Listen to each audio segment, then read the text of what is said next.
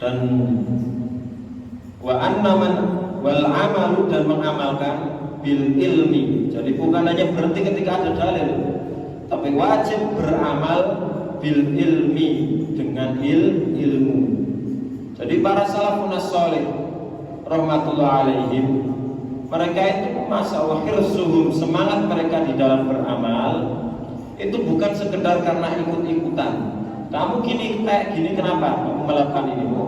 Mereka bisa tanggung jawab. Oh, saya punya hadatsana si fulan, hadatsana kata sami itu Rasulullah sallallahu alaihi wasallam yaqul. Semua amalan mereka itu dipertanggungjawabkan di atas ilmu, bukan sekedar gila wa qala jarine umume ngono ya wis milami wae. Pokoke kiai ini ngamalno ngono dalil di mbok, wis pokoke koyone bener.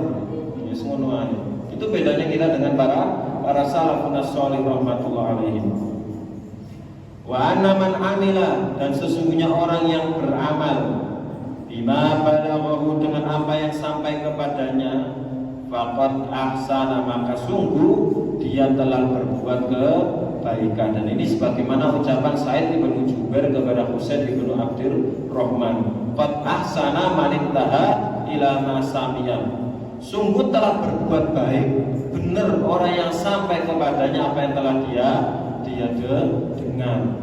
Jadi kalau dia dengar, oh saya punya hadis seperti ini, ya, apa dalilmu yang melakukan ini? Kenapa dalam kau ketika melakukan sholat kau wudu dulu?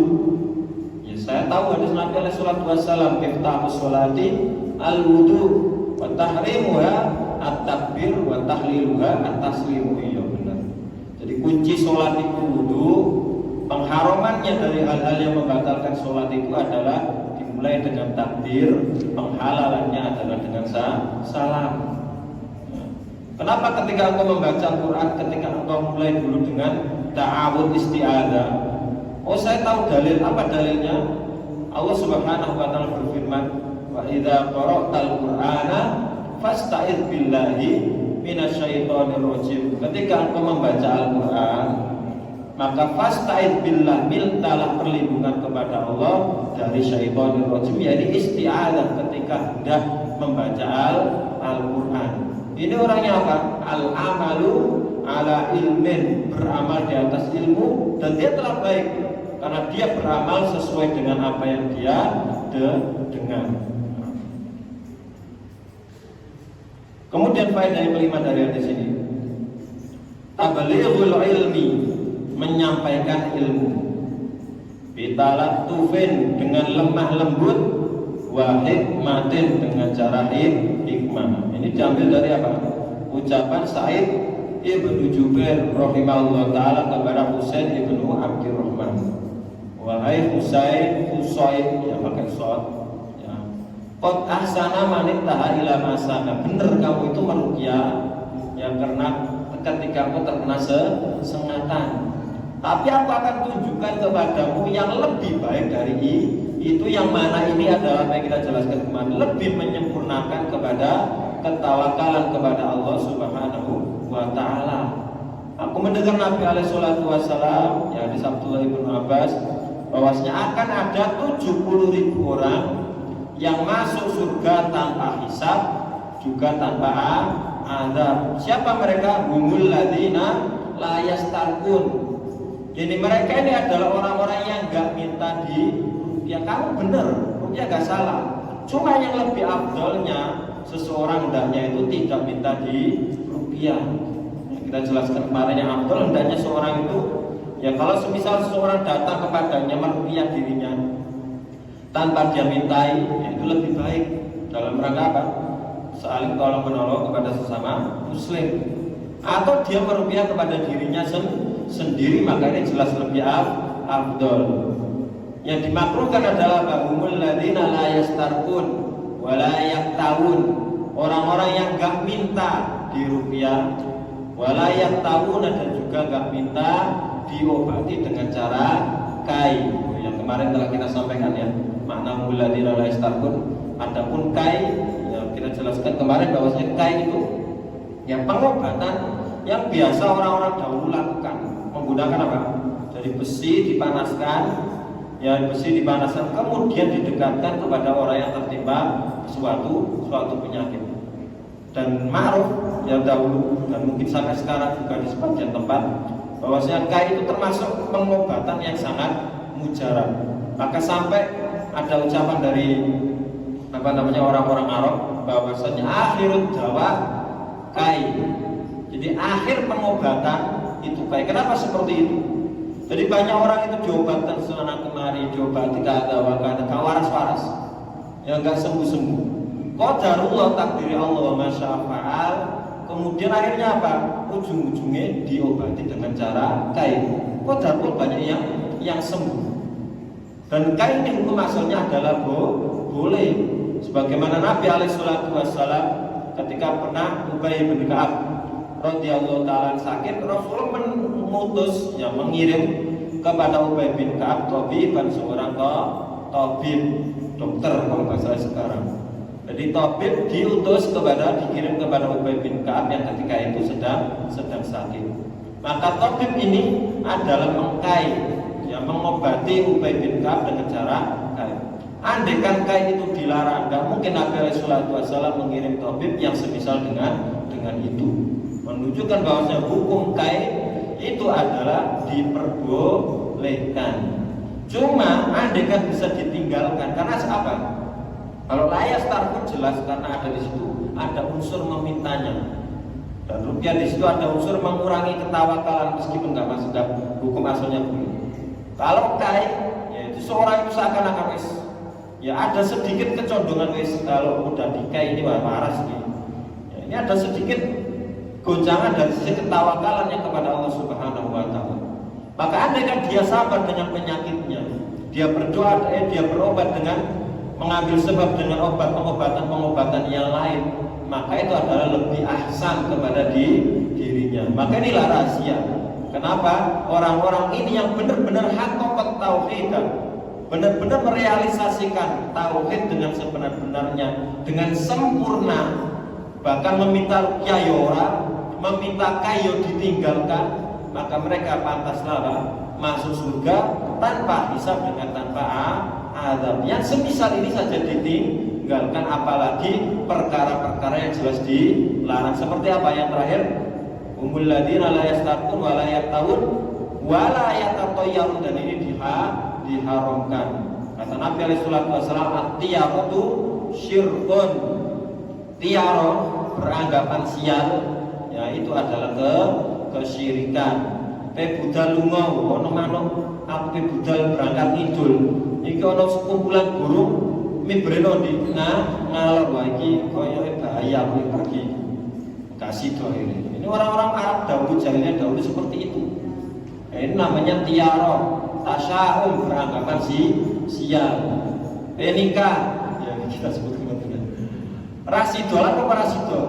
Pasarane gak podo, ora cocok. Sitoke Rebo pae, sitoke Jumat kliwon. Iki kok dadi geger di rumah tangga. Urung apa-apa, wis suwudon kepada Allah Subhanahu wa Ta'ala. Menyandarkan hasil kepada sesuatu yang bukan sebab. Ini adalah diharamkan.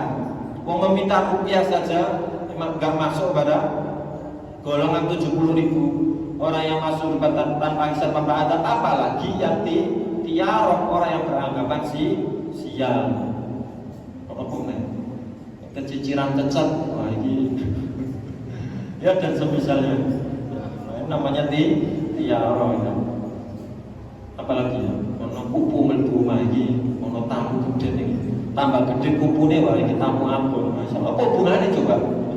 Apa hubungannya ono kupu terus ono tamu? Ini mendakwakan ilmu gaib lagi. Nah, kemudian selanjutnya, ya tablighul ilmi bitalattufin wa hikmatin. Jadi menyampaikan ilmu dengan lemah lembut dan juga hikmah. Jadi Sa'id bin Jubair ketika menyampaikan ilmu yang lebih baik kepada Husain bin Abdurrahman ini, bukan kemudian dan keras, kamu ini saya tahu yang lebih baik dalilnya, kan seperti itu. Karena yang dilakukan oleh Husain bin Abdurrahman ini nggak salah.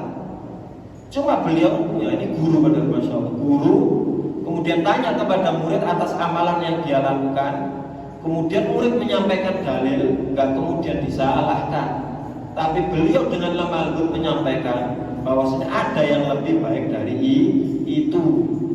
Jadi andaikan kamu tinggalkan meminta ruqyah, maka aku mendengar Nabi SAW dari Abdullah bin Abbas, ada 70.000 orang yang masuk surga tanpa hisab, tanpa azab. Ini lemah lembutnya di dalam menyampaikan dalil, nggak kayak orang zaman sekarang. Masalah-masalah kadang itu masalah prinsip, ya sering kebalik. Masalah-masalah prinsip di dalam agama, jadi masalah prinsip, masalah pokok itu dianggap perkara iki santai. Iki masalah furu'iyah, masalah ijtihadiyah, padahal bukan masalah ijtihadiyah. Kita harus saling toleransi. Giliran masalah-masalah masalah-masalah ijtihadiyah, masalah yang khilafiyah yang sama-sama dianggap di sisi para ulama, dianggap masalah apa? Masalah prinsip yang harus diingkari. Kenapa kamu nggak baca Bismillah ketika apa? Ketika baca Al-Quran di tengah surat.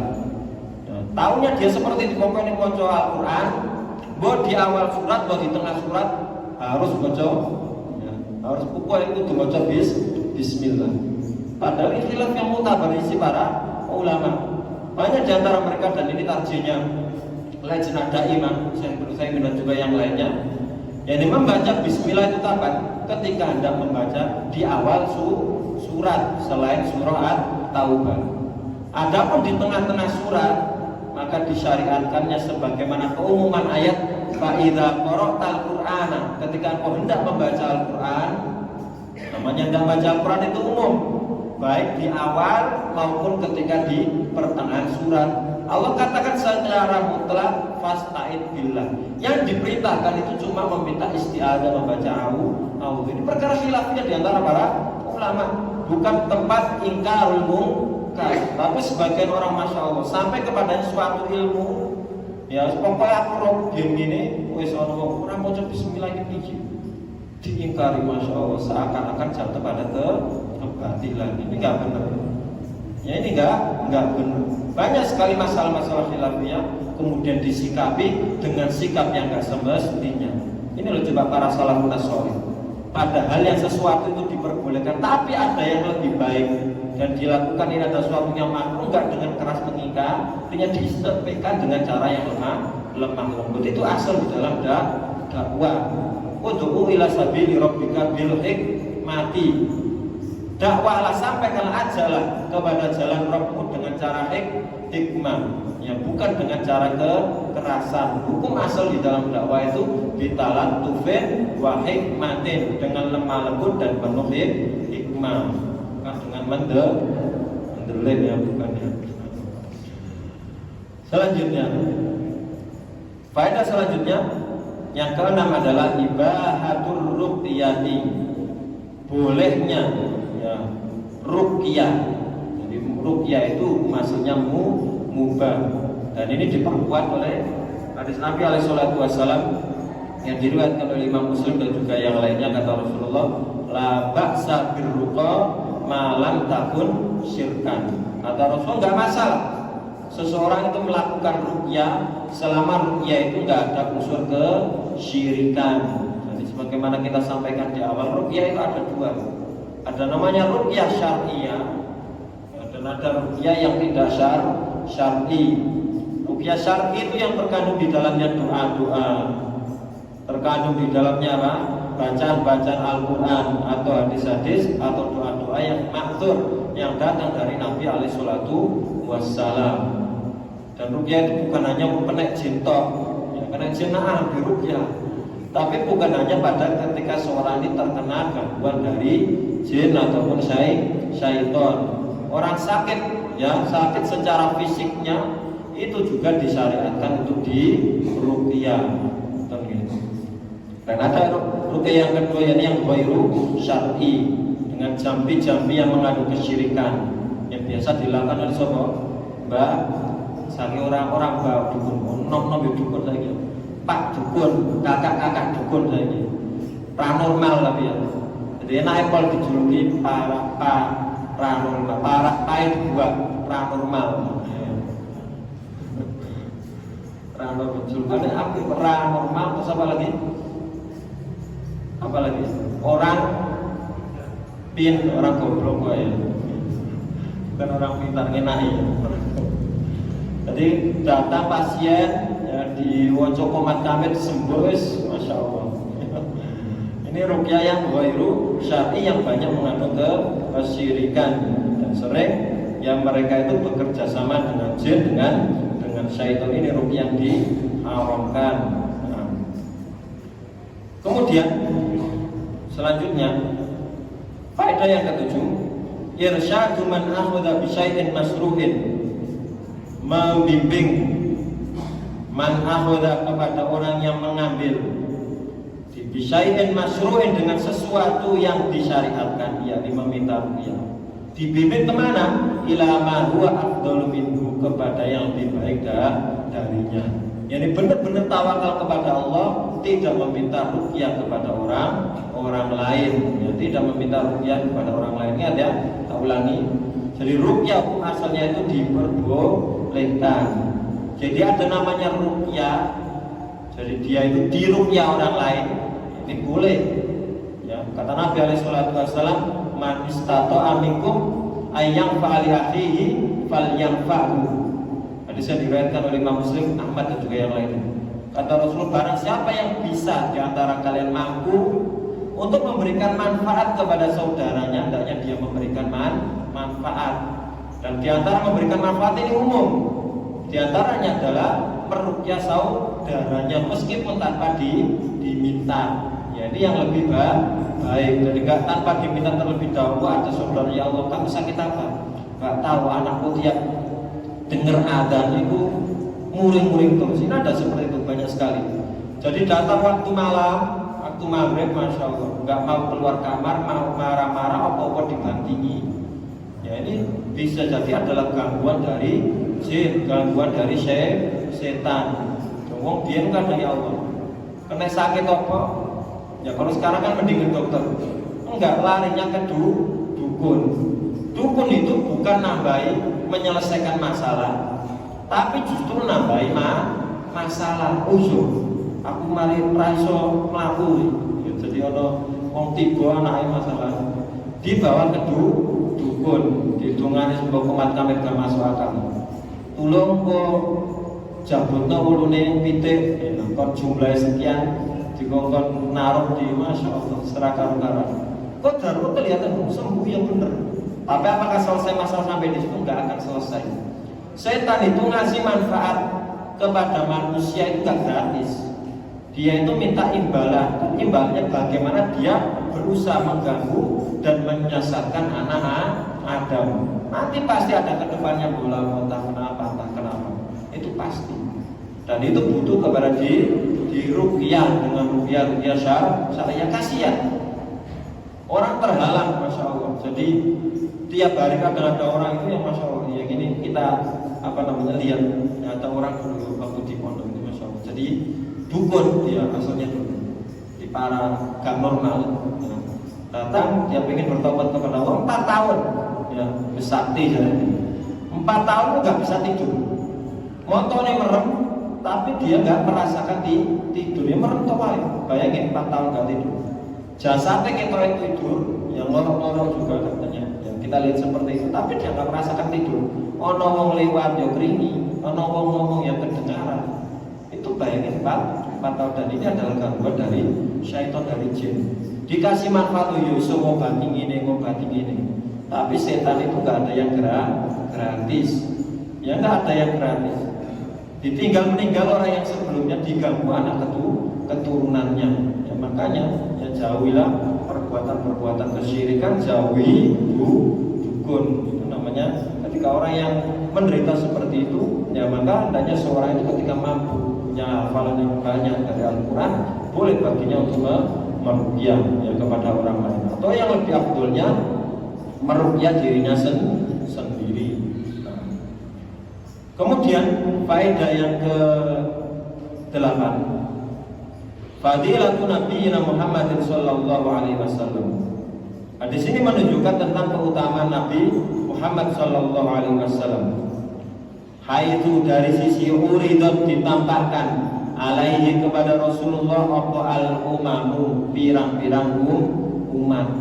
Jadi Nabi ditampakkan ada seorang Nabi bersamanya, seorang rajul, dua orang rajul. Ada yang ditampakkan juga seorang Nabi, enggak ada sama sekali yang mengikutinya. Ditampakkan Nabi banyak sekali mengikutinya, ternyata apa? Dia itu adalah umatnya Musa. Kemudian ditampakkan sawadun adibun, sekelompok yang banyak sekali, barulah dikatakan bahwa ini adalah umatmu.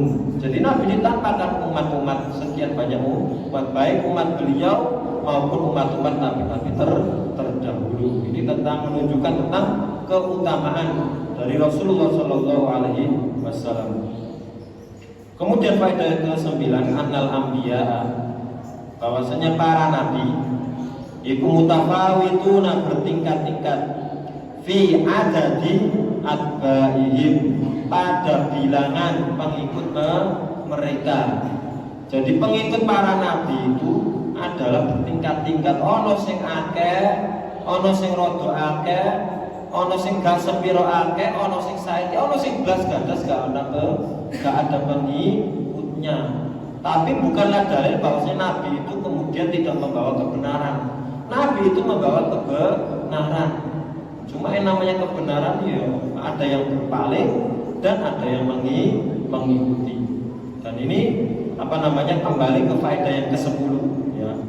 Di sini menunjukkan kata beliau ar-raddu, ya, tentang pengikutnya para nabi itu adalah ar-raddu, suatu bantahan alaman ihtajja bil aktsari, kepada orang yang berhujjah dengan banyaknya pengikut. Kami kalau pasti benar. Kok iso ngono? Iya, pengikutnya kelompoknya dhewek iku akeh pol.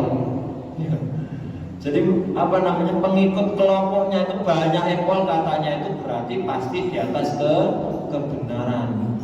Ya pasti di atas kebenaran. Kenapa kamu ketika keluargamu meninggal 7 hari dibancai, 40 hari, sekian hari, kan nggak ada petunjuk dari Nabi. Bukan kayak benar itu dari orang.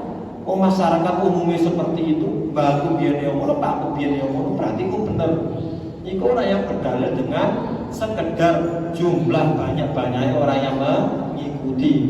Padahal Allah berfirman apa? Al-haqqu mir rabbika, kebenaran itu bukan dari banyaknya orang, tapi mir rabbika, kebenaran itu apa yang datang dari Allah Subhanahu wa taala.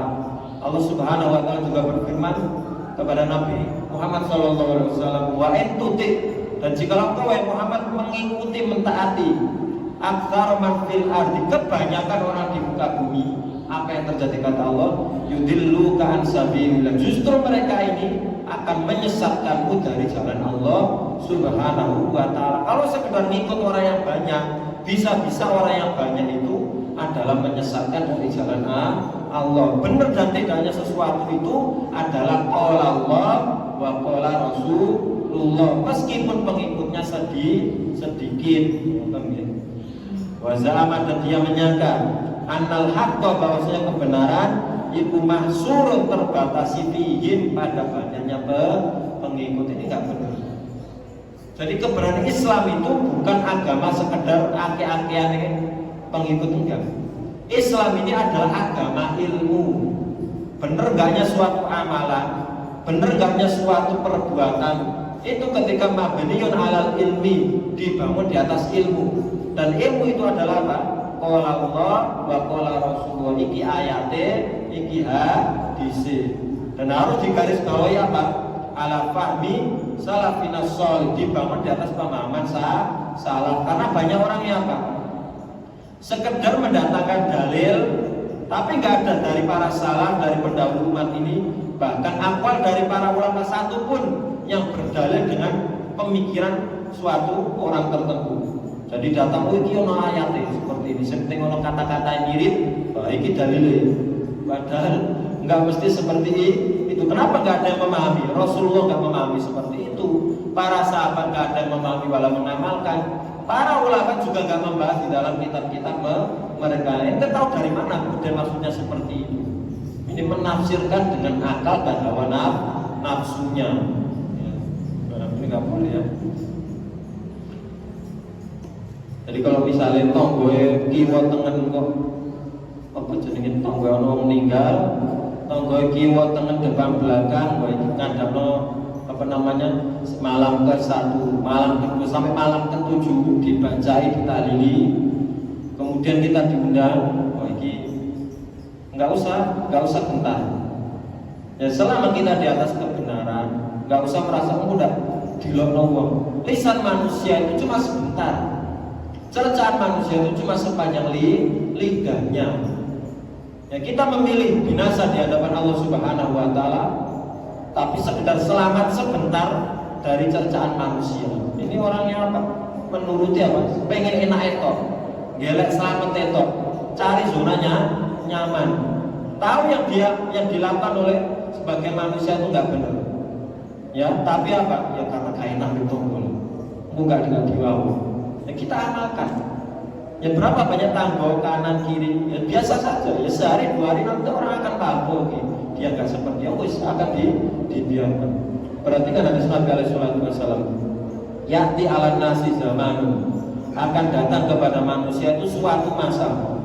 As-sabir 'ala dinihi, wong sing sabar memegang agamanya, iku kal qabid 'alal jamri, seperti orang yang memegang bara api.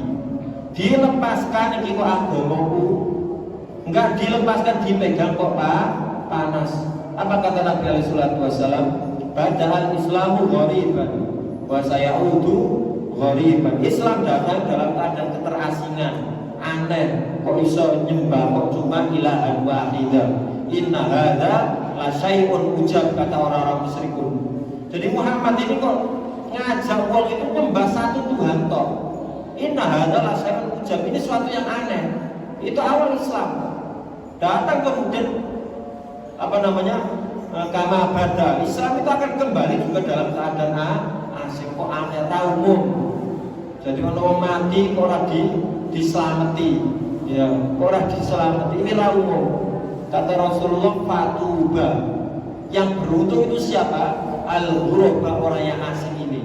Bukan orang yang sekedar ikut-ikut uang, kalau dalilnya kalau apa namanya bener enggaknya sekedar ikut-ikut uang, ini bukan yang beruntung. Beruntung dari cercaan manusia ketika di dunia toh, tapi nggak beruntung di sisi Allah Subhanahu wa taala. Fatuba lil ghuraba, beruntunglah siapa? Al-ghuraba, orang-orang yang asing. Jadi nggak usah takut apa namanya cercaan manusia, nggak usah takut keterasingan. Allah Subhanahu wa taala akan menjaga kita semuanya. Kemudian faedah yang ke-11, annal wajib, sesungguhnya yang wajib adalah ittiba'ul haqqi, mengikuti kebenaran. Wa in qalla ahluhu, meskipun sedikit pengikutnya, sebagaimana para nabi jelasnya ada keselamatan. Tapi pengikutnya Nabi ono sing akeh, ono saiki bahkan ada yang enggak ada. Tapi yang jelas yang wajib adalah mengikuti kebenaran. Kemudian faedah ke-12, Fadilatu Musa alaihissalam wa qaumi. Di sini menunjukkan tentang keutamaan Musa alaihissalam dan juga kaumnya. Karena kaumnya Musa alaihissalam ini banyak sekali. Meskipun ketika dibandingkan dengan umat Muhammad Shallallahu Alaihi Wasallam jelas lebih banyak umat Rasulullah. Tapi di sini menunjukkan bahwa umat Musa ini banyak sekali. Di sini menunjukkan keutamaan mereka, keutamaan Musa alaihissalam. Kemudian faedah ke-13, kata beliau, fadilatu hadhil ummah, keutamaan umat ini, wa annahum, dan sesungguhnya umat Muhammad ini aktsarul umami, paling akeh umat, ittibaan apa nih? Pengikuti li nabiyihim, kepada nabinya Muhammad sallallahu alaihi wasallam. Jadi umat Rasulullah itu umat yang paling banyak. Ya, umat yang mayoritas dibandingkan dengan apa? Umat nabi-nabi terdahulu. Selanjutnya faedah ke-14, fadilatu tahqiqit tauhid. Hadis ini menunjukkan tentang keutamaan, halaman 41. Keutamaan merealisasikan, mewujudkan tauhid wa thawabi, dan pahala tauhid. Apa pahala dan keutamaan tauhid di sini? Bisa masuk surga tanpa hisab dan tanpa adab. Jadi kalau pengen mlebu surga tanpa hisab, ya hisab itu masya Allah.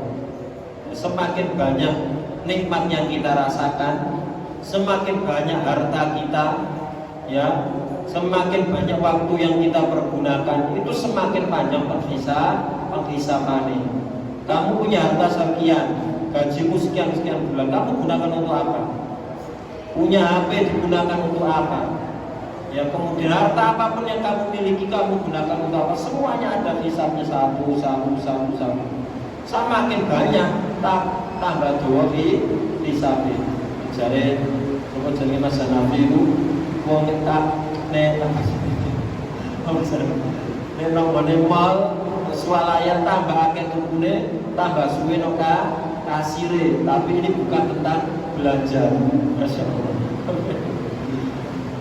Ini tentang penghisaban. Semakin banyak harta kita, ya semakin banyak hisabnya. Maka manfaatkan semakin banyak harta kita itu manfaatkan benar-benar nanti Allah enteng. Hartaku yang sekian aku sedekahkan, hartaku yang sekian aku gunakan untuk sekian. Masya Allah.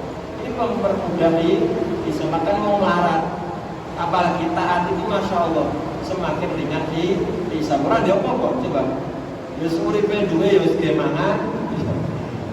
Sekiranya kompeni anak bojo, alhamdulillah gak panjang-panjang hisabnya.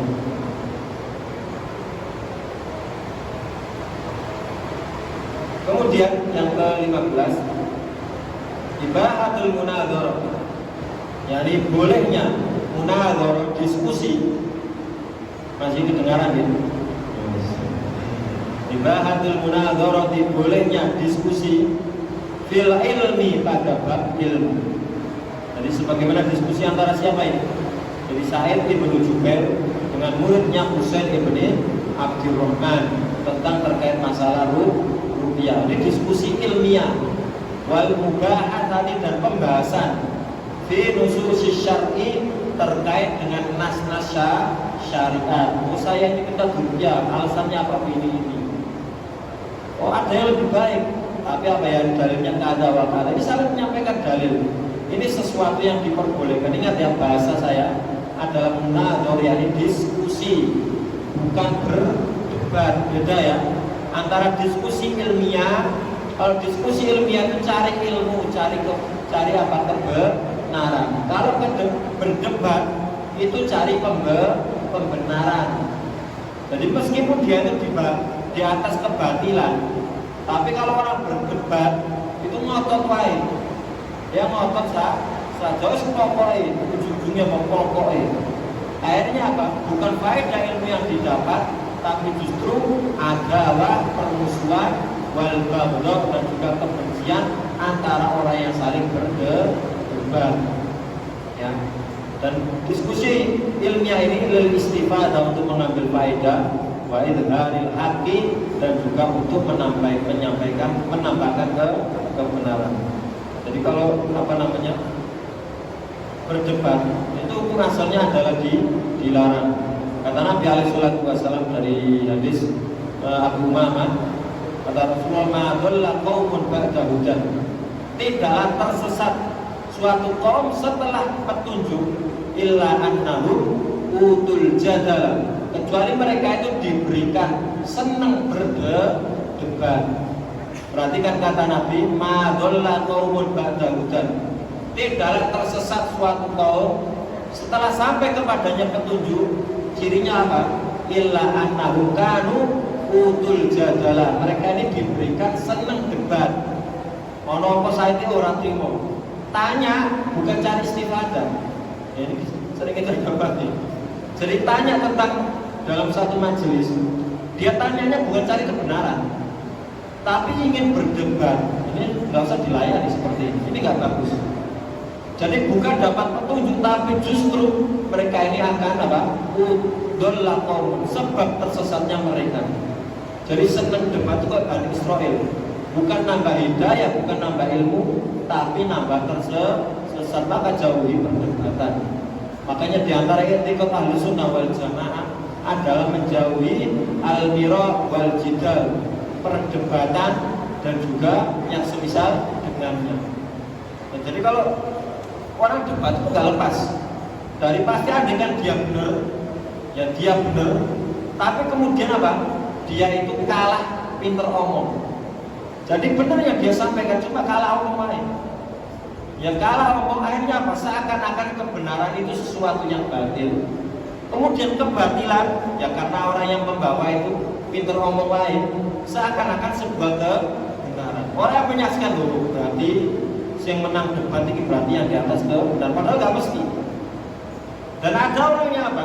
Ya kondisi masih sama, kalah debat atau bahkan dia menang debat, cuma masuk subhat-subhat sesuatu yang keliru, akhirnya pikir pulang ke rumah dia, oh iya, koyoknya bener ya, koyoknya bener ya.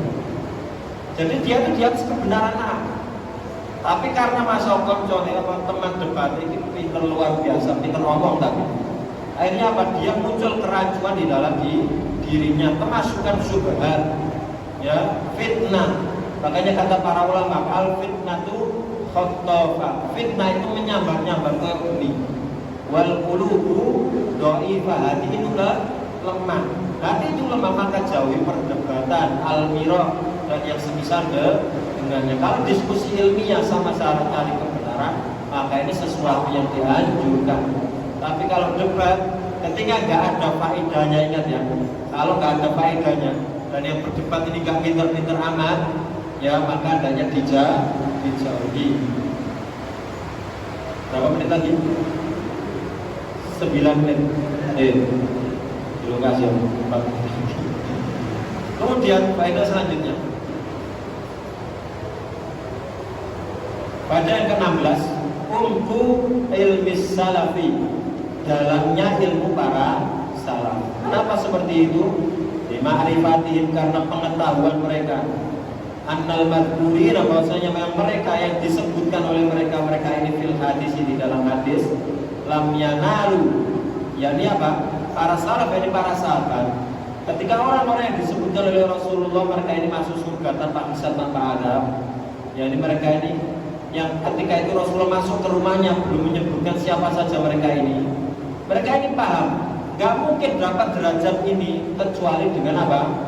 Lam yanalu hadhil manzilata, di dalam mereka mendapati keistimewaan kedudukan ini illa diamalin, kecuali harus dengan beramal. Maka mereka mengatakan, oh barangkali orang yang masuk surga tanpa hisab, tanpa adab ini orang yang lahir di dalam Islam, nggak pernah menyebutkan Allah sama sekali. Saling berbicara dengan para sahabat satu sama lain, karena mereka paham bahwa nggak mungkin dapat kedudukan yang tinggi itu kecuali dengan beramal. Orang sekarang kan nggak tenang, ini anaknya kiai gitu. Jadi anaknya Gus kiai gede, ini pasti dia memiliki tingkatan yang tinggi di sisi Allah Subhanahu wa taala. Ini Apple.